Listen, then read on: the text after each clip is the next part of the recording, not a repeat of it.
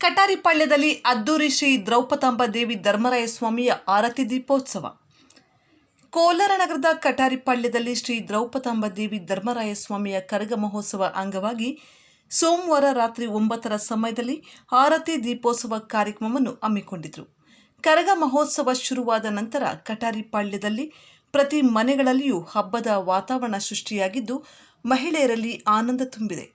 ಕಟಾರಿಪಾಳ್ಯದ ಬೀದಿಗಳಲ್ಲಿ ಮೆರವಣಿಗೆ ಮೂಲಕ ಶ್ರೀ ದ್ರೌಪದಾಂಬ ದೇವಿ ಧರ್ಮರಾಯ ಸ್ವಾಮಿಗೆ ದೀಪ ಬೆಳಗಿಸಿ ಹರಕೆ ತೀರಿಸಿಕೊಂಡಿದ್ದಾರೆ. ಮಹಿಳೆಯರು ಆರತಿ ದೀಪೋತ್ಸವಗಳನ್ನು ವಿವಿಧ ರೀತಿಯಲ್ಲಿ ಅಲಂಕಾರ ಮಾಡಿರುವುದು ವಿಶೇಷವಾಗಿ ಕಂಡುಬರುತ್ತಿದ್ದು, ವೀರಕುಮಾರರು ಮಹಿಳೆಯರೊಂದಿಗೆ ಜೊತೆಗೂಡಿ ಗೋವಿಂದ ಗೋವಿಂದ ಎಂದು ಹೇಳುತ್ತಾ ಭಕ್ತಿ ಪರವಶರಾಗಿ ಇದ್ದರು.